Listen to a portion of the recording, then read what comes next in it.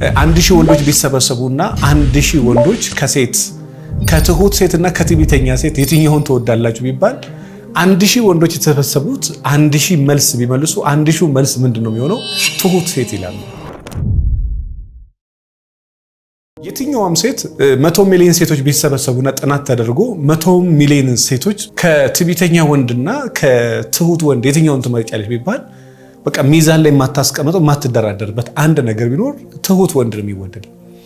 ለምን መሰላችሁ? እንግዲህ በፍቅርና በትዳር ህይወት ልክ ስትኖር ለሚስቱ ቀለል ያላለ ለባለቤቷ ቀለል ያላለች የትትና መንፈስ የሌላት ሴት ኦሬዲ ሃይማኖት አይኖር። ሃይማኖት ካላት ሃይማኖቷ አንድ ነገር ያስተምራታል፣ እሱም ትትና ማለት ለትልቁም ለትንሹም ዝቅ ማለት ነው።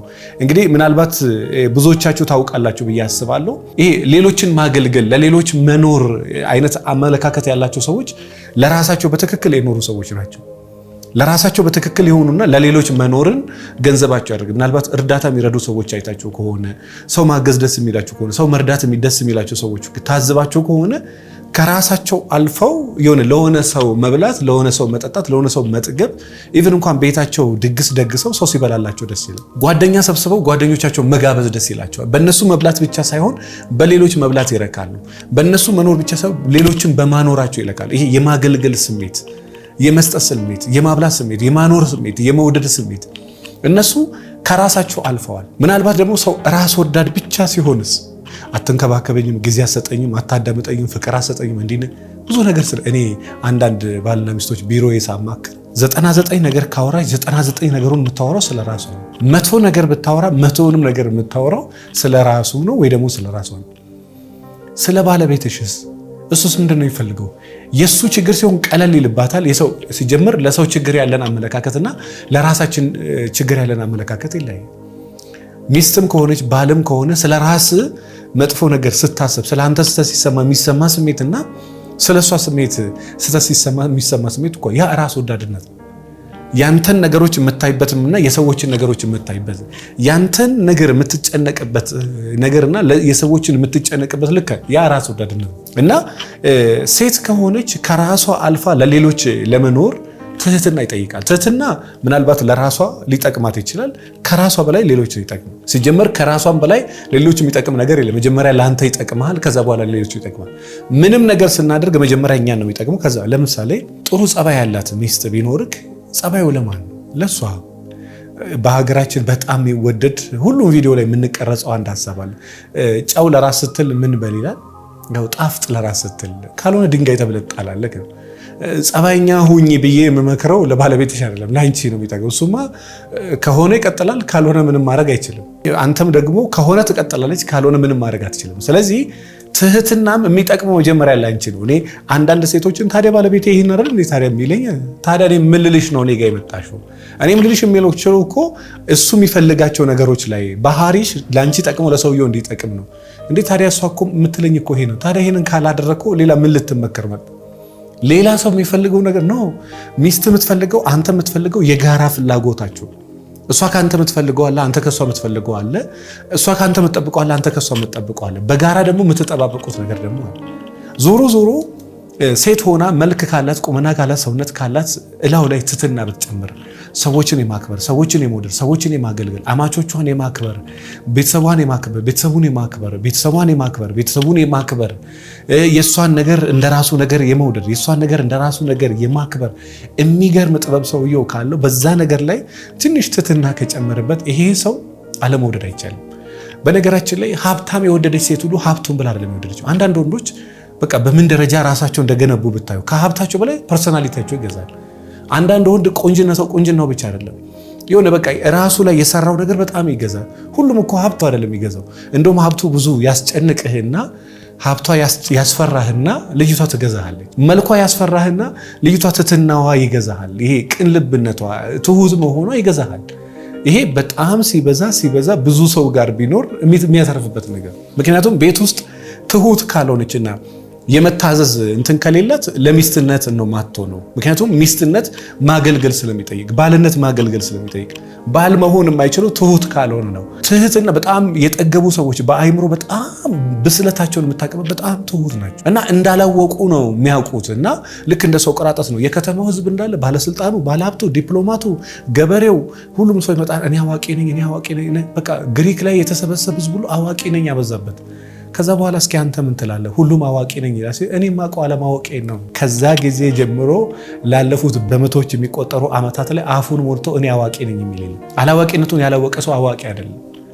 እና ይሄ እንዳወቀ ሰው የምታውቁት ትንሽ እየሰከነ ይመጣል፣ እየፈራ ይመጣል፣ አላውቅም እያለ ይመጣል። ቢያውቅም ለምን እያወቀ ሲሄድ በደንብ እየተረዳ የሚመጣው አለማወቁ ነው።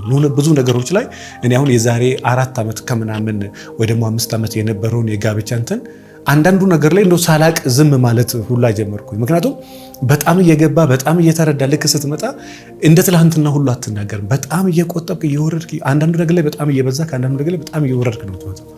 ስለዚህ ይሄ የሆነ ሰው ማወቁን የምታውቀው ትሁት ሲሆን፣ በጣም በሳል ሴት አስተዋይ ሴት መሆኗን የምታውቀው ትሁት ስትሆን፣ ግን በጣም ገንፈል የምትል ስሜቷን መቆጣጠር ማትችል ከሆነች ኦልሬዲ እሷን ስሜቱ ነው የሚነዳት። በጣም ኃይለኛ ሰው አልገጠማችሁም? ቤት ውስጥ በጣም ኃይለኛ ሰው፣ የሚናገር ሰው፣ የሚቆጣ ሰው፣ ስሜቱን ማኔጅ ማድረግ የማይችል ሰው አይቆጣም አይደለም። ሰው ልጅ ይቆጣ ይችላል። ሚስት ልትቆጣ፣ እናት ልትቆጣ፣ ባህል ሊቆጣ ይችላል። ያ የሚያስቆጣ ነገር ስላለ ልትቆጣ ትችላል። ነገር ግን ያለህን ነገር ኖሮ ትንሽ የተወሰነ በረድ ማለት ዋጥ ማለት ያ በጣም አስተዋይነት። ይሄ ማወቅህ ራሱ ቅንነትን፣ ትህትናን፣ አስተዋይነትን እንደምታምን ማረጋገጫው ትንሽ የሆነ ዋጥ ማለት ትህትና። ሃይማኖተኛ እንደሆነ የሚታወቀው ሰው ትንሽ ትህትና ሲኖረው ይሄ ለመሸነፍ የሚስትህን እግር ጎንበስ መያዝ ብዙ ብርቅ አይሆንብህም። እኛ ሀገር ሰው የሆነ እንትን ይላል አይደለ? መንገደኛውም ሰው እግር ማጠብ ምናምን ይሄ የሚወራም ነገር አይደለም። የሆነች ሴት ራቁቷ ብልቶቿን ገላ ምናምን መሸፈን ይሄ ወሬ ራሱ አይደለም። የሆነ በቅንነት የሆነ ለሆነ ሰው ፈርዘር መሄድ ምንም ቅንነት ነው የሚጠይቀው። በቃ ትህትና ነው የሚጠይቀው። በዛ ደረጃ ትሪት ማድረግ በጣም ትሁት ከሆንክ እኔ ሚስቶቻቸው ነፍሰ ጡር ሆነው በጣም ኦቨር ወርደው ቴክ ኬር የሚያደርጉ ሰዎች ግዴታውን ቢሆን እንኳን በቃ ዚስ ማይ ትሁት ነው እና ዜሮ የሆነ ምንም ወደ ላይም ትችልበታለህ ወደ ታችም ትችልበት። ላይ ብቻ የምታውቅ ከሆነ ችግር ነው። ታች ብቻ የምታውቅም ከሆነ ችግር ነው። ሶስቱም ቦታ ሊኖር ይባላል። ካንተ በታችም ጋር፣ መካከለኛውም ጋር፣ ላይኛውም ጋር። ከላይኛው ትማራለህ፣ አብሮ ካለው ጋር ትፎካከራለህ። ከታች ካለው ሰው ደግሞ የሆነ ነገር ትማራለህ ይባላል። ዞሮ ሴትን የሚያሳምር አንድ ነገር ቢኖር ትህትና ነው። ውበቷን ምን ያጎለዋል? ትህትና ያጎላል። ይሄንን ብዙ ሰዎች ላይ በጣም ሞዴል ሆና በጣም ኩራተኛ ካላት ነገር በላይ የምትመጻደቅን ሴት ማንም ሞዴል ብሎ አይጠራትም። አይ ቲንክ ደግሞ በቅርብም አንድ በቆንጅና በጣም ጥሩ የሀገር ስም ያስጠራች ልጅ አለች እና ልጅቷ መንፈሷ ትህትና ያለው እና ልጅቷን ውበት እንግዲህ እንደ ሀገር ቆንጆ ሊኖሩ ይችላሉ ከሷ የተሻለ እሷ ተወዳድራ ያሸነፈች ግን መንፈሷን አይቷችሁ ከሆነ ትህትና መንፈስ አላት እንዴት እንደሚገዛ እና ውበቷን ምን አጎላው ብላችሁ ብትሉ ትህትና መድረክ ላይ ደወይ እሷ የምትናገርበት መንገድ አይኗ፣ አቋቋሟ ይሄ ውስጧ ያለው የትህትና መንፈስ እና የፈለገ የከተማ ሞዴል ሆና የሆነ የትህትና መንፈስ የማይነበብባት ከሆነ ውበቷን ገደል ያስገባዋል።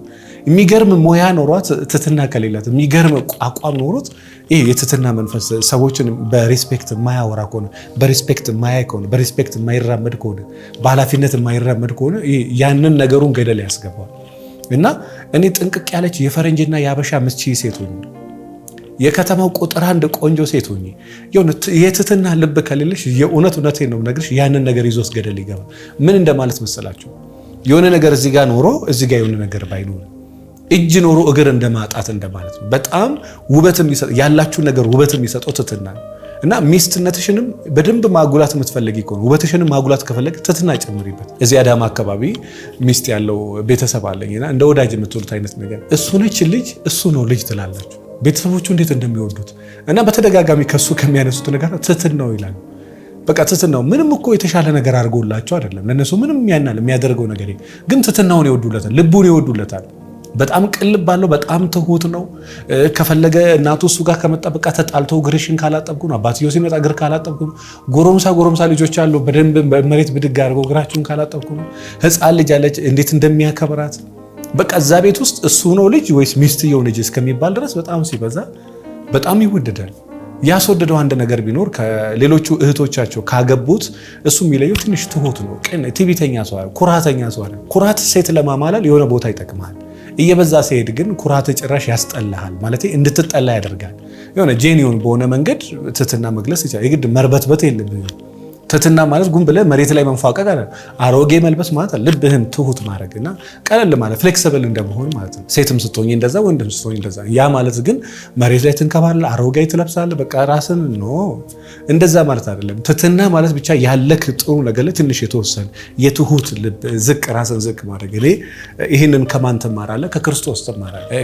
በክርስቶስ ደረጃ ራሱን ዝቅ ያደረገ ከወንበዴ ጋር እንደመብላት እንግዲህ ኢሜጅን ጠብቃለህ፣ ፕሮቶኮልን ጠብቃለህ። ከዛ ያለፈ ከወንበዴ ጋር ምግብ ከመጎራረስ በላይ የለም። ጎንበስ ብሎ እግር ከማጠብ በላይ የሚገርም ትህትና የለም። ጎንበስ ብለህ ያንተ የባሪያዎቹን አንተ ንጉሥ ሆነ የባሪያህን እግር ማጠብ ማለት በጣም ወርደ ማድረግ ማለት የትህትና ጥግ እሱ ነው። የፍቅርም ጥግ እሱ ነው። የሆነን ሰው የምትወደው ዝቅ በምትለት ልክ ነው። በምን ደረጃ ዝቅ? እኔ አሁን ደውላ አትጠይቀኝም፣ ደውላ አታወራኝም፣ ስልክ አታነሳኝም ብሎ ይህ ሰው ሲያወራ ሳይ እኔ ራሱ ሚዲያ ላይ እኛ ራሱ እንደ ካውንስለር ስናወራው እናፍራለን። ልብህን ከሰጣት ህይወትህን ከሰጣት ገንዘብ ነው እንዲህ ነው የሚወራም አይደለም። ስለዚህ እኔ ሴቶች ቤት ውስጥ ያላችሁ ሴቶች ካላችሁ ቤት ውስጥ ቤቱን ማሳመር ከፈለግ ትህትና ይኖርሽ። በጣም ትዕቢተኛ ሴት፣ በጣም አግሬሲቭ ሴት፣ በጣም መስጮ ሴት፣ በጣም ኃይለኛ ሴት በቃ የሆነ ቦታ ትሄዳለች፣ የሆነ ቦታ ግን አትሄድም። የሆነ ቦታ ላይ ቦታ አላት፣ የሆነ ቦታ ላይ ዜሮ ነው የምትሆነው። እና እንደው ሴቶች ካላችሁ በትዳር ውስጥ ያላችሁ በተቻላችሁ መጠን የትህትና ልብ ይኖራችሁ። ከዛ በኋላ በጣም እየተወደድሽ እንደምትመጪበት አትጠራጠሪ። እና ወንድም ከሆንክ ወንድነትን ይበልጥ የሚያሳምረው ትህትና ነው። እና ልብ ትሁት ይሁን። በጣም ትዕቢተኛ አግሬሲቭ ምናምን ከሆንክ የሆነ ሰዓት ላይ በእርግጠኝነት ነው ነገር ከሪትም ውጭ ትሆናለህ። እና ሴትም ከሆንሽ አያምርባትም። የሴት ልጅ ካራክተሯ ትህትና ነው። ምክንያቱም አንድ ሴት መጀመሪያ ምንም ነገር ከሚኖራት መጀመሪያ ትህትና ቢኖራት የሴት ካራክተር ቢኖራት ይባላል። ወንዱ ልጅ መጀመሪያ ቢኖረው የሚባለው የወንድ ልጅ ካራክተር ነው። ከዛ ቀጥሎ የወንድ ልጅ ካራክተር ከሚያስቡት ነገር አንዱ ትህትና። ትልቅ ዲፕሎማቶች ሆነው ሚስቶቻቸውን ጸጉር ማሳጅ የሚያደርጉ ሰዎች አሉ። እግሮቿን ማሳጅ የሚያደርግ ሰው አውቃለሁ። ቅባት የሚቀባ ማሳሪያና ያ የትህትና ጥግ ነው፣ የፍቅር ጥግ ነው። እና በፍቅርም የሚገለጠው በትህትና ፍቅርህ የሚገለጠው በትህትና ነው። ስለዚህ እንደው ሚስት መሆን የምታስቡ ባል መሆን የምታስቡ ሰዎች ካላችሁ የመጀመሪያም የመጨረሻም ይሄ ባህሪያችሁ ላይ የሆነ ነገር መስራት ከፈለጋችሁ መጀመሪያ ቀለል ያለ ልብ ትሁቱን ለሚስት በተለይ ለመንገደኛ በተለይ ለጓደኛ በተለይ ለሰው በሞላ በተለይ ትህትና ይኖር። ከዛ በኋላ በአይምሮ እያደክ የሆነ ሰዓት ላይ ልነግራችሁ የማልችለው ደረጃ ነው ትደርሱ። ምናልባት ይሄን ቪዲዮ የሚሰማ ሰው ሁሉ እንደዛ ቢሆን የዛሬ 5 ዓመት ከተገናኘን የመጀመሪያም የመጨረሻም ስራ አመሰግናለሁ። ባይዞ የዛሬ 5 ዓመት ጭምር ስናወራበት የነበረ ዛሬ መንገድ ላይ ሰዎች እኔ በ50 ዓመቴ ላይፌ ነው የቀየረው እና በቃ በኋላ ላይ ጠማማ ነበርኩኝ እና አሁን ትንሽ ቅንነት ጨመርኩበት ምናምን ከሚስቴ ጋር አሁን ሰላም ነው። በፊት በቃ ልነግርህ አልችልም ጨዋለሁ ምናምን አሁን የለም ያ ሁሉ ነገር በርዷል እና አለኝ አሁን የሆነ ነገር ይላል። የእውነት በጣም ትልቅ ይሄንን የማይረዱ ሰዎች እንዳሉ ሁሉ የሚረዱ ሰዎች አሉ። የሆነ ነገር ተምራችሁበታል ብዬ አስባለሁ። በዚህ ጉዳይ ላይ ሀሳብ አስተያየት ካላችሁ ምናልባት እኔ ትዕቢተኛ ነኝ ግን ልክ ነው ማስተካከል እፈልጋለሁ የምትይ ሴት ካለሽ በደንብ ይህን ቪዲዮ ተከታታይ። እግዚአብሔርን የምትፈራ ሴትም ትሁት ሴት መጽሐፈ ምሳሌ ምዕራፍ 31 ደግሞ እግዚአብሔርን የምትፈራ ሴት የተመሰገነች ናት፣ የከበረች ናት፣ ንዑድ ናት፣ ክቡር ናት ይላል። ስለዚህ እግዚአብሔርን የምትፈራ ሴት ትሁት ናት። መገለጫዋ ትህትና። እግዚአብሔር የሚፈራ ሰው መገለጫው ትህትና። ምክንያቱም የሆነ ነገር መገለጫ አለ ይገለጣል። በሀሳብ በስሜት በንግግር በብዙ ነገር ይገለጣልና እንደዛ አስቡበት። ምናልባት ሀሳብ አስተያየት ካላችሁ ኮመንት ላይ አስቀምጡልኝ። ለትዳሬ መማከር ስለ ቤቴ መማከር ፈልጋለሁ ስነ ልቦናዊ ምክር ያስፈልገኛል የምትሉ ካላችሁ ደግሞ ድርጅታችንን ምርጫ አድርጉ። በስልክ በኦንላይን በአካል መማከር ትችላላችሁ። አድራሻችን መገናኛ ስለሺ ህንፃ 6ኛ ፎቅ ላይ ታገኙናላችሁ። ለበለጠ መረጃ 09774050 ላይ ደውሉ። በትዳር ውስጥ ያሉ አለመግባባቶችን መፍታት የምትፈልጉ ከሆነ ስለ ፍቅር ህይወትና ስለ ትዳር ህይወት በቂ እውቀት ማግኘት ከፈለጋችሁ ራሳችሁን ማሳደግ ከፈለጋችሁ እነዚህን 2 መጽሐፎች አንብቡ። መጽሐፉ የትዳር ሐኪም መጽሐፍና 200 ችግር 200 መፍትሄ መጽሐፍ ነው። ክፍለ ሀገርም አዲስ አበባ ውጭ ሀገርም ያላችሁ መጽሐፉ ብዙ ነገር ያግዛችኋል ብዬ አስባለሁ። መጽሐፉን ለማግኘት 09774050 ላይ ደውሉ። አመሰግናለሁ።